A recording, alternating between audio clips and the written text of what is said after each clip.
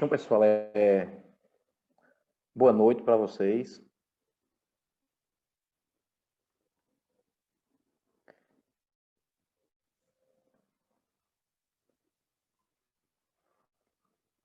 Eu espero que vocês estejam bem na medida do possível, né?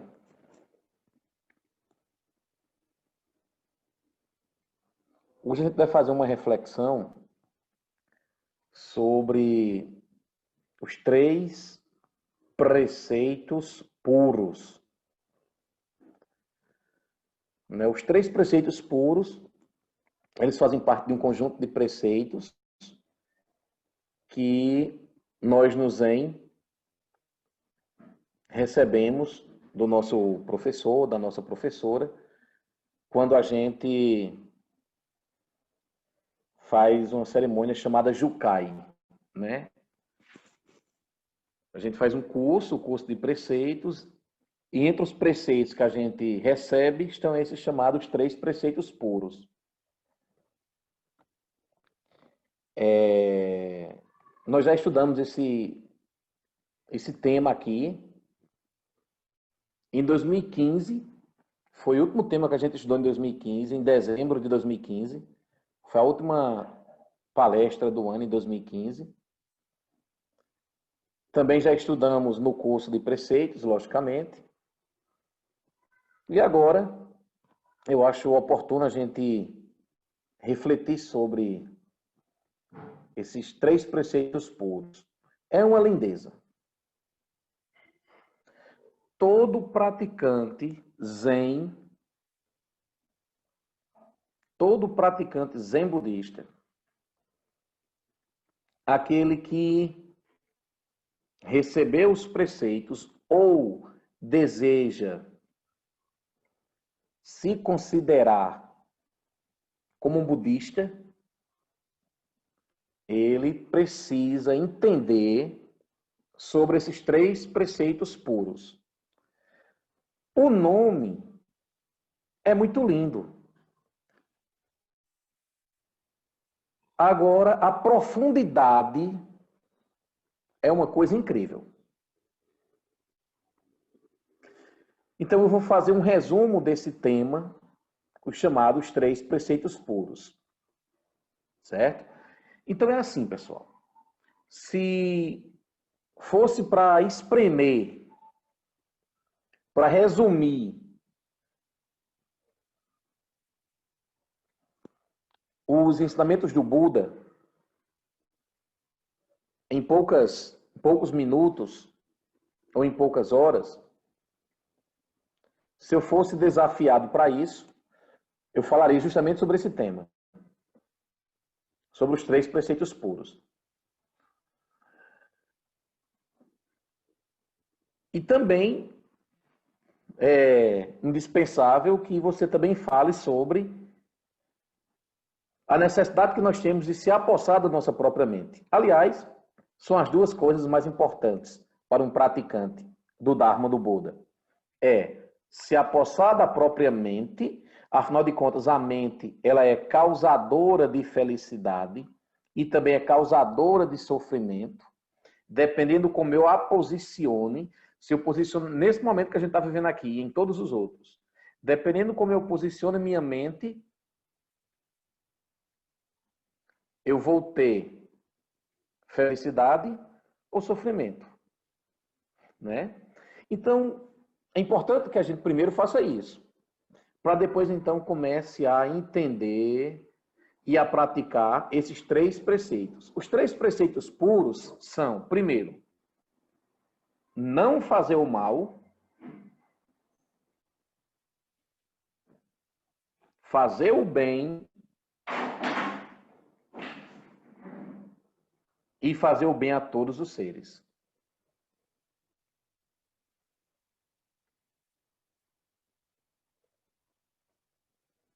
Simples, mas extremamente profundo. Então, esses 3 preceitos, quando a gente começa a entender e a praticar, esses preceitos eles vão purificar a nossa mente eles vão purificar o nosso entendimento e vão purificar as nossas relações. Você vai entender por quê. Então, refletindo e praticando sobre os 3 preceitos puros, nós vamos purificar a nossa vida, nosso entendimento e as nossas relações no dia a dia. Então vamos ao primeiro. O primeiro preceito é não fazer o mal. Essa é a primeira recomendação do Buda. Não faça o mal, em hipótese alguma. De preferência, evite causar sofrimento. O que o Buda diz é isso. Evite causar o sofrimento a si e aos outros. Ou seja, não precisa agredir as pessoas. Não precisa agredir com palavras, não precisa agredir com ações, não precisa agredir as pessoas com os pensamentos. Então, nesse primeiro preceito, a ideia é essa. Não precisamos alimentar em nós, nem nos outros, algum tipo de negatividade. Então, não fazer o mal, não alimentar em si e nem nos outros negatividade. Onde é que tem isso nos sutras? Tem um sutra chamado Kalama Sutra. Nesse sutra, o Buda fala o seguinte: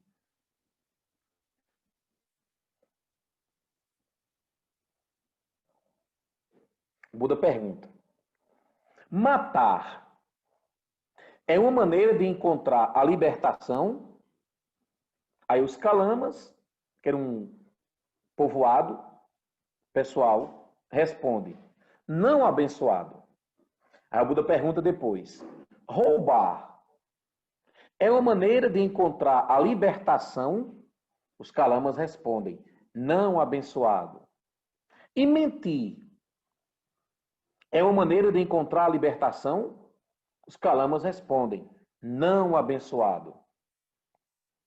Caluniar é uma maneira de encontrar a libertação?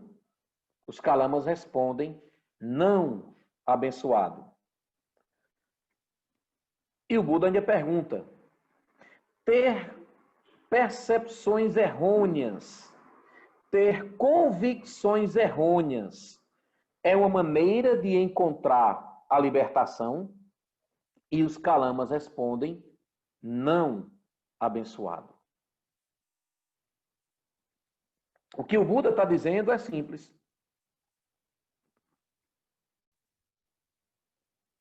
As ações que não são virtuosas, as ações negativas, acaba fazendo com que a gente crie uma interdependência negativa.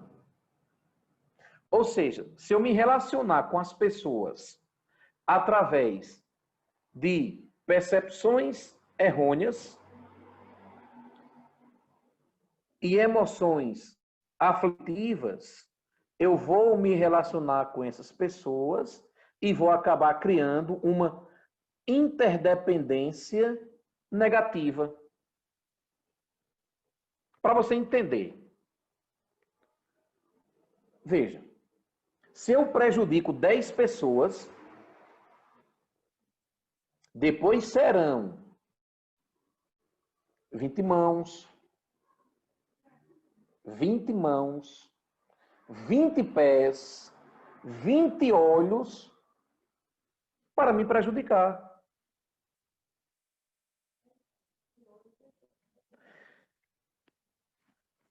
E quando a gente age negativamente em relação às pessoas, como é que ficam as relações? As relações ficam enrijecidas, as relações ficam pedrificadas. Não fica aquele clima pesado? Não fica?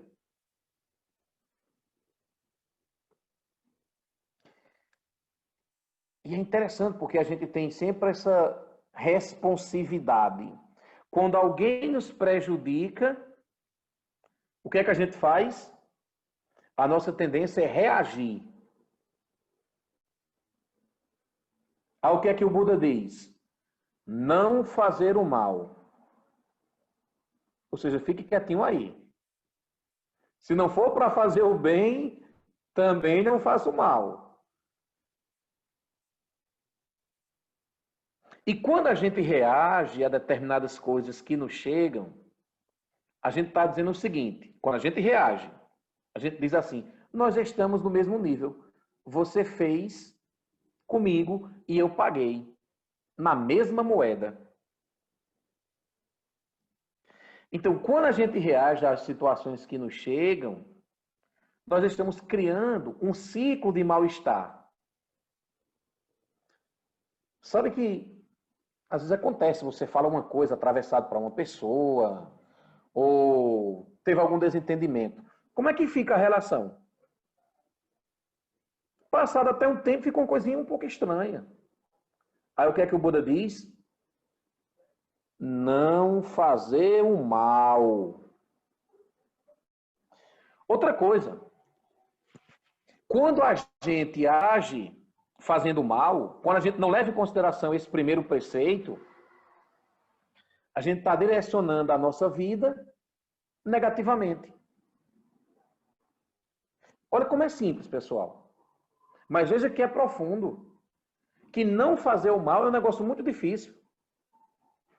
O Buda não está nem pedindo, faça o bem. Não. Por enquanto, não faça o mal. Por enquanto, não crie negatividades.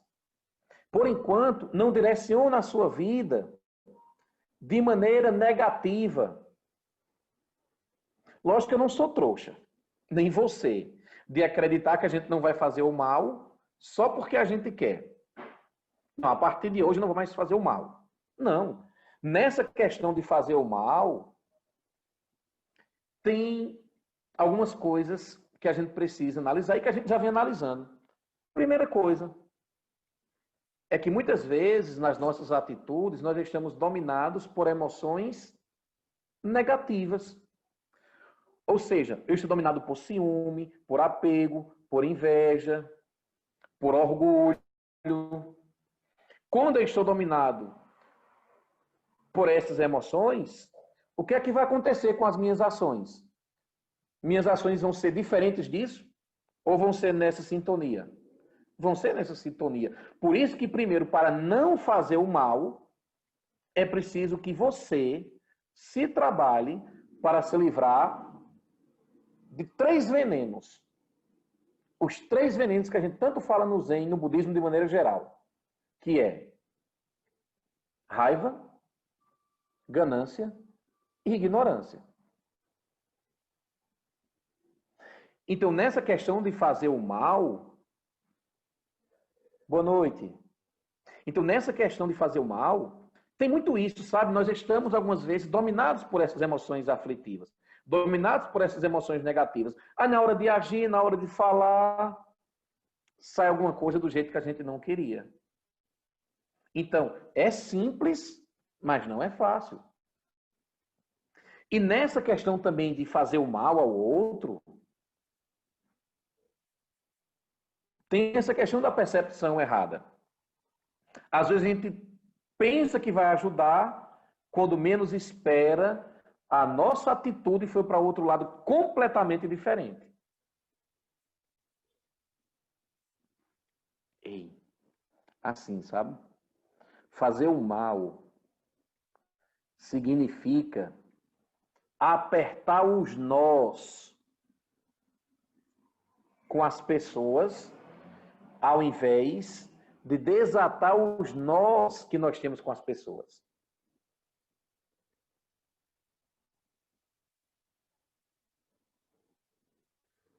Não é lindo isso, pessoal? Se eu tenho atitudes negativas, eu estou apertando os nós com essa pessoa. Ao invés de desatar, ao invés de fazer um nó, a gente fazer um laço. Não fazer o mal, Sozen-san, por favor. O meu santo está perguntando se não fazer o mal já é fazer o bem. Se não fazer o mal já é fazer o bem. Pelo menos é um princípio, é quase lá, sabe? E ainda teve mais outra colocação.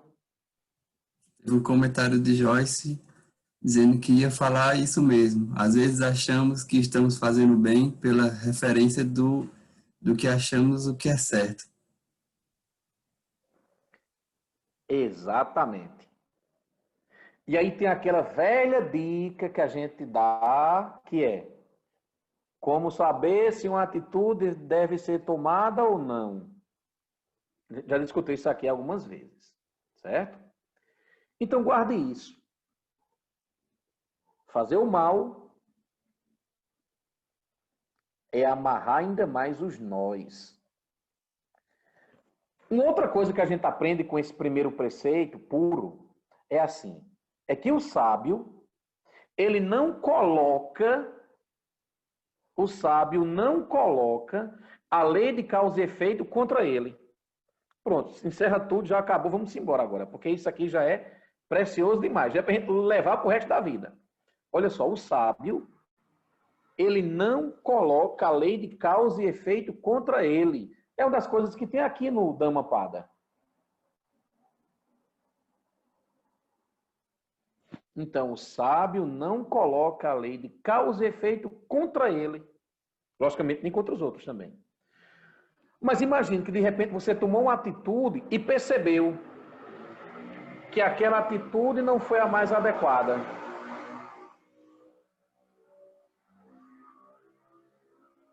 Você tem que voltar para o seu eixo. Entender o que levou você a tomar aquelas atitudes. Pensar se aquela atitude está fazendo você andar em direção à libertação do sofrimento ou está recuando. Então, isso é o primeiro preceito puro, não fazer o mal. Aí depois o Buda vai dizer, é preciso fazer o bem. Quando a gente diz que é preciso fazer o bem, o Buda diz, cultive a virtude. Cultive a virtude. Agora tem um detalhe. Para você poder fazer o bem, para você cultivar a virtude, nós precisamos nos livrar das negatividades.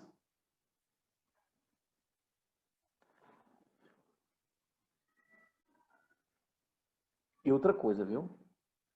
Lembre-se. Primeiro fazer o bem a si.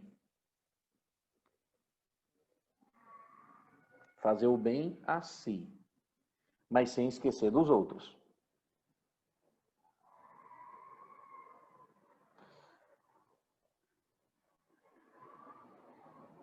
Pessoal, vamos ser sinceros, como diz um conhecido meu. É importante a gente saber que a gente também não pode sair fazendo bem a todo mundo. Podemos fazer o bem? Podemos e devemos. Mas é preciso a gente identificar quais são os ambientes que nós podemos ajudar. Nós e aos outros. Primeiro ambiente que a gente pode ajudar, na nossa casa.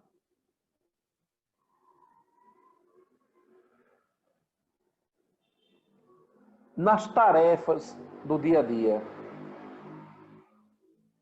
Quando a gente ajuda em casa, e é importante também que as pessoas queiram ser ajudadas, quando a gente ajuda nas tarefas de casa, a gente diminui o sofrimento do outro. Se todo mundo faz um pouquinho, a gente acaba o serviço mais rapidamente, resolve os problemas mais rapidamente e poderemos curtir a vida. Aquele instante que a gente deveria estar trabalhando, A gente está curtindo, conversando, se relacionando. Olha como é simples. De casa.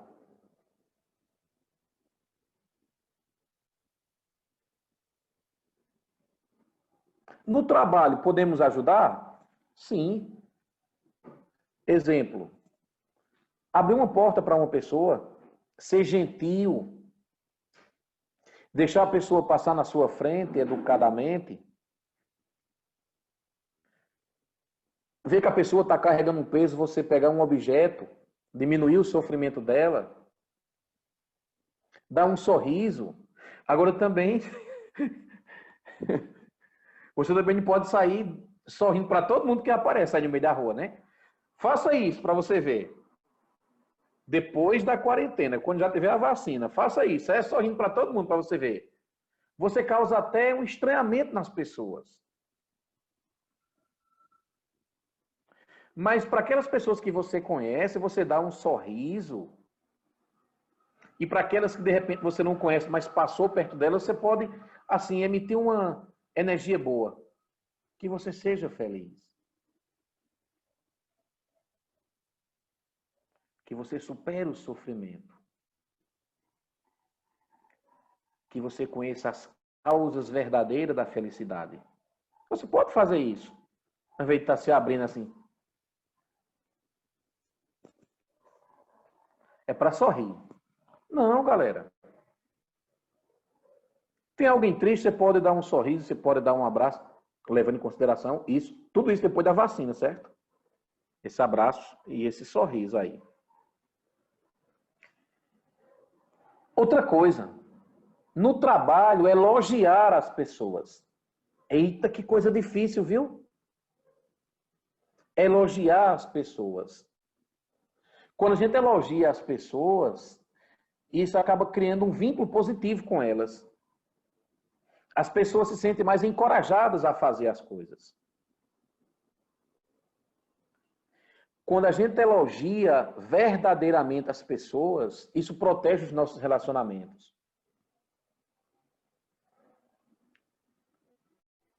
Então, nós devemos e podemos ajudar casa, trabalho, amigos. Saber ouvir compassivamente. Eu contei essa história aqui esse ano uma vez. Eu nunca pensei que isso fosse tão forte.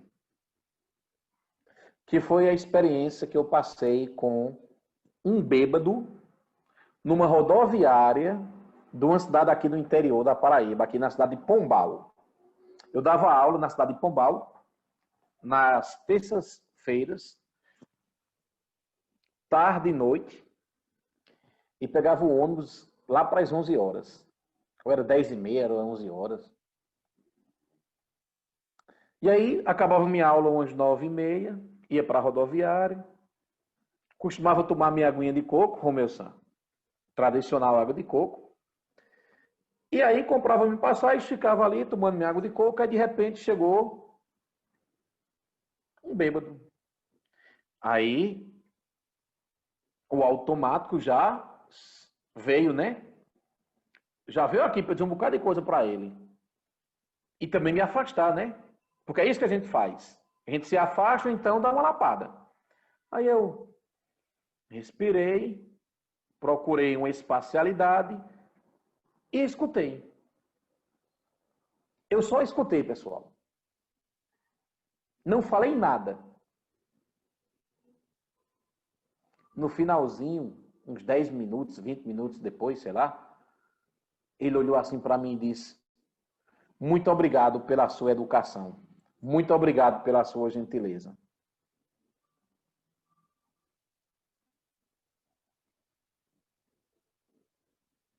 Então é importante a gente deixar as pessoas se expressarem.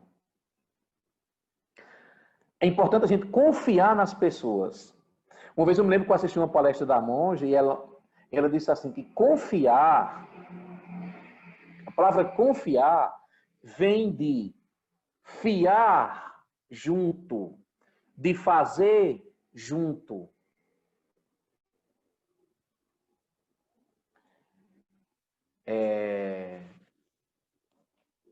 É bom de ver isso na prática, sabe? Eu tenho uma colega, professora, que ela era conhecida como muito chata. Muito chata. Excelente pessoa, excelente profissional, mas chata. Eu até atribuí um outro nome a ela, junto com o original, aí ficou meio assim, chata alguma coisa.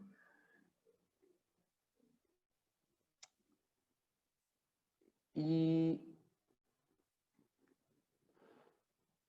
teve uma vez que o nosso horário na escola combinou. E toda a vida eu fui muito de boa, assim, com a relação com meus alunos, de contar piada, de parar para conversar, de ouvi-los, de levar em consideração aquilo que eles têm para dizer, de combinar as coisas, de deixar a aula fluir levemente. E teve uma vez, quando o nosso horário combinou, nas quintas-feiras de manhã, a gente começava a conversar, conversando, e aí tinha uma turma que ela estava primeiro e eu entrava depois. Aí o que eu fazia? Eu começava a tentar tirar dela coisas que não fosse a falsa chatice que ela tinha. Eu tentava fazer com que ela sorrisse para aqueles meninos que estavam lá na frente delas.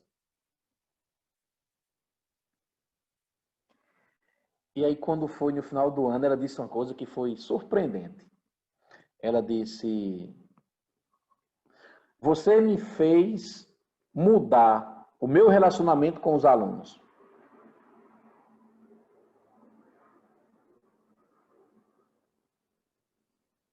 Olha que simples. Através de sorrisos e brincadeiras.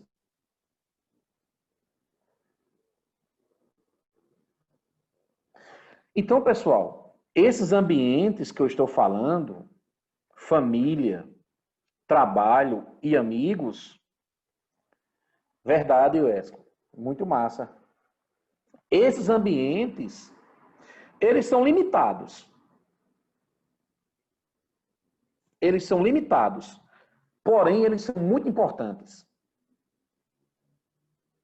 Porque o bem que a gente faz se propaga.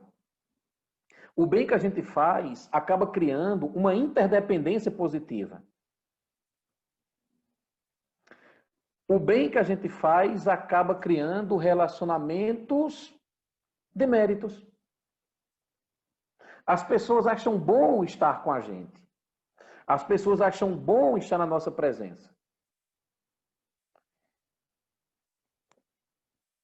A gente chama isso de criar protetores vivos. Escutou, Sozinho?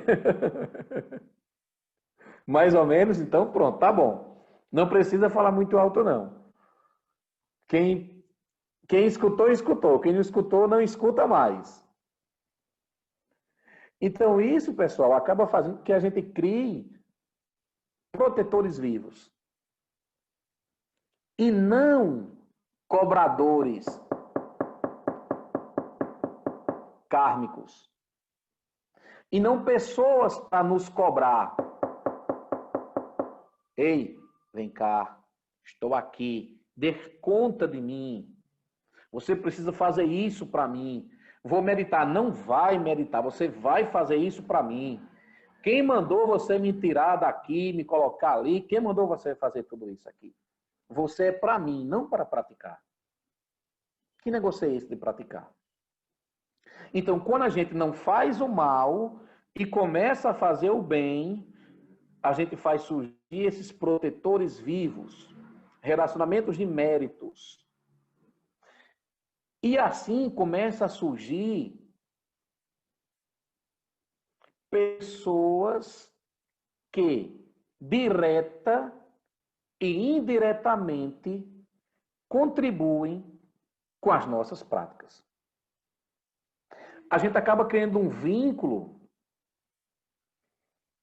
de positividade compaixão e de sustentação mutuamente. É o que nós chamamos de protetores do Dharma, vivos.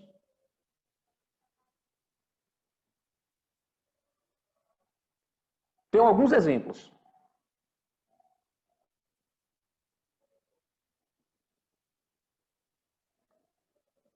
Muitos exemplos, aliás.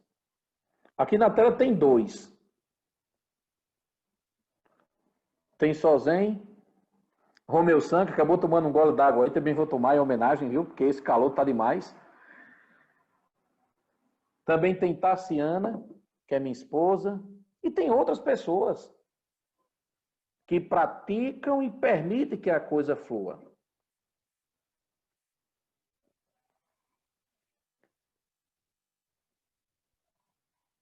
É porque, pessoal, talvez a gente não se ilumine em uma agora. Talvez nós não nos iluminemos exatamente nesta vida. Mas, não fazendo mal, fazendo o bem, caso não me ilumine, caso não me liberte do sofrimento aqui e agora, e consiga a iluminação, pelo menos que eu possa nascer numa condição ainda mais favorável a praticar o Dharma.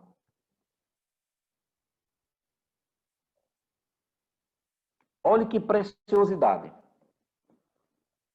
Porque não se engane não, essas condições que nós temos, elas vão acabar. Todo esse bem-estar que nós temos, essa estrutura, a vida organizada do jeito que ela está, por pior ou melhor que ela esteja, tudo isso vai acabar. E esse seu influxo que a gente já conversou esse mês todinho aqui. E aí?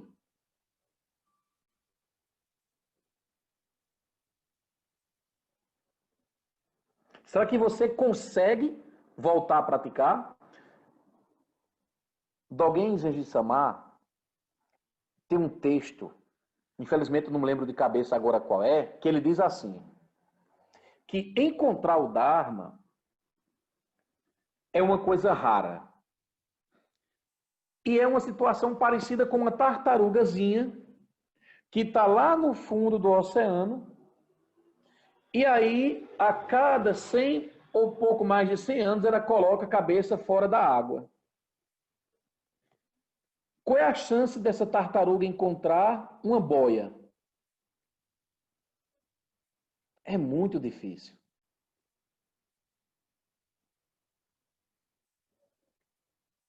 Então, o que eu estou dizendo aqui é o seguinte, não fazer o mal, fazer o bem, criar relacionamentos positivos, criar causas e condições que são positivas para eu me colocar numa situação ainda melhor e poder praticar para benefício individual e coletivo. Se eu faço bem a 10 pessoas,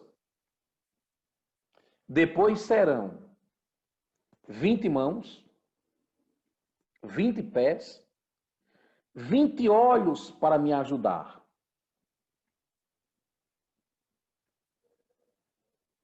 É a história que eu contei a semana passada aqui. Semana passada não, é sábado. Da ação. Quando a gente age, era como se a gente jogasse uma semente. E não nasce só a semente, não. Nasce uma árvore, nasce um pé com várias outras sementes. Romeu San coloca aí que é no Xuxogue.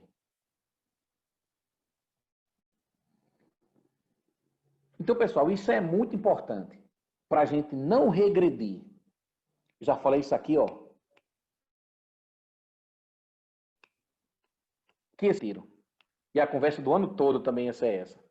Não regredir. Um dia desse eu estava conversando com uma pessoa e eu perguntei assim. Me diga aí se você garante que você não vai regredir. Aí a pessoa... Que coisa mais pesada. É pesado mesmo, né? Porque, pessoal, qual é a chance de você encontrar as condições perfeitas, ou pelo menos as condições ideais, para você continuar trabalhando na libertação do seu sofrimento e também na libertação do sofrimento das pessoas. Mais uma vez eu repito, o ideal é que a gente possa morrer numa condição pelo menos igual à que a gente nasceu. É não desperdiçar esta vida. Por isso que para os budistas, ou para aqueles que querem ser budistas, a gente diz: tenha a sua mente voltada para o Dharma. Na live de segunda-feira, no Facebook, a monja Coelha estava lendo um texto do mestre Dogen, que o mestre Dogen está comentando o Sutra do Lótus.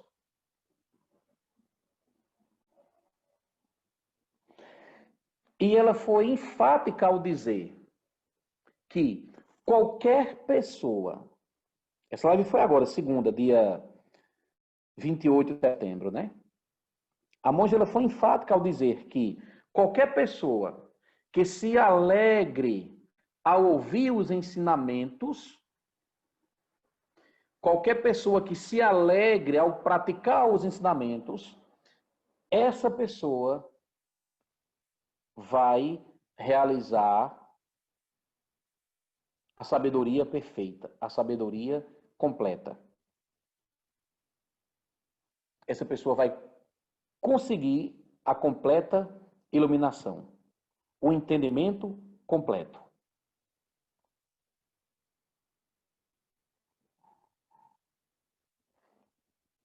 Que é chamada de Anuttara Samyakusan Bodhai, a sabedoria perfeita, a perfeição da sabedoria.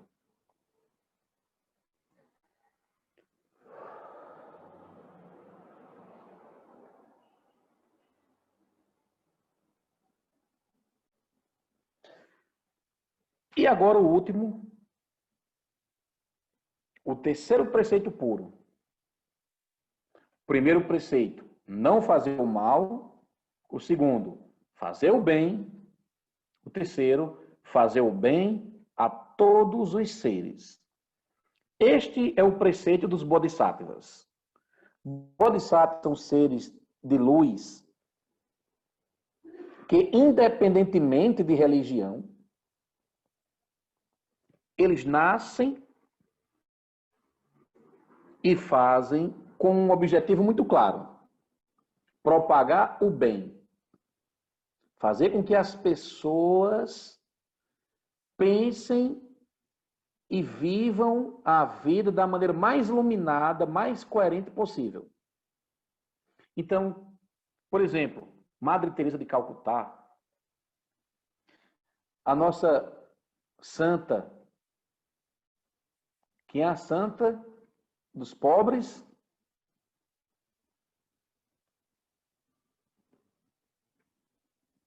lá da Bahia.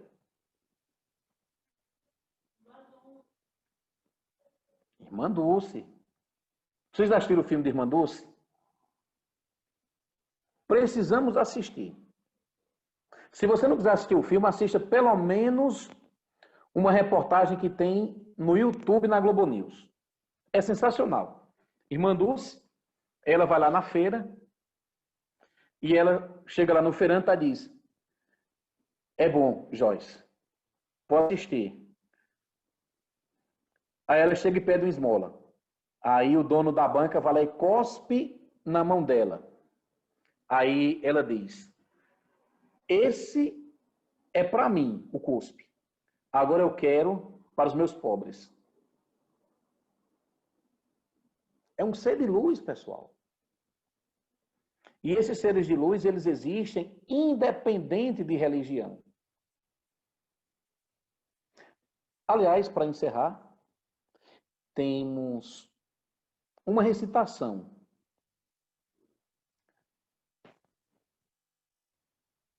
que são chamados 4 votos do Bodhisattva. que diz assim: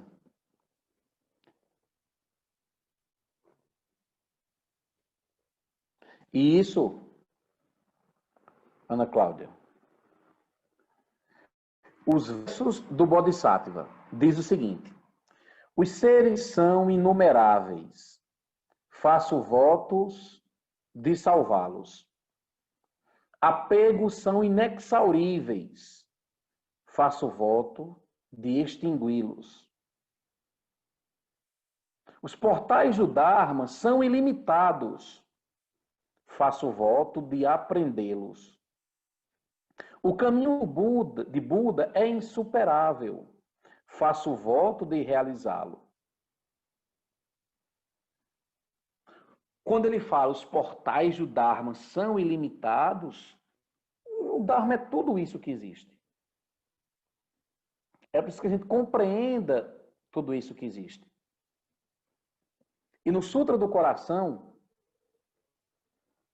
uma parte diz assim: Ó Sariputra, todos os fenômenos são vazio, não nascidos, não mortos, não puros, não impuros, não perdidos, não encontrados. Assim é tudo dentro do vazio. Sem forma, sem sensação, conceituação, diferenciação, conhecimento. Sem olhos, ouvidos, nariz, língua, corpo, mente. Sem som, cheiro, sabor, tato, fenômeno. Sem mundo de visão. Sem mundo de consciência. Sem ignorância e sem fim à ignorância. Sem velhice e morte. E sem fim à velhice e morte. Sem sofrimento, sem causa, sem extinção e sem caminho. Sem sabedoria e sem ganho. Sem nenhum ganho.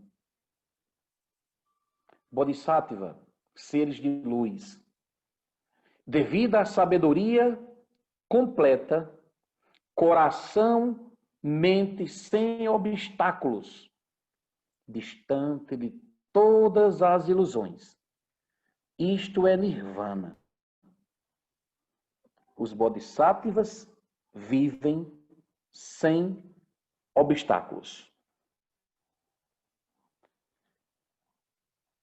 Que os méritos de nossa prática se estendam a todos os seres, que possamos nos tornar o caminho iluminado.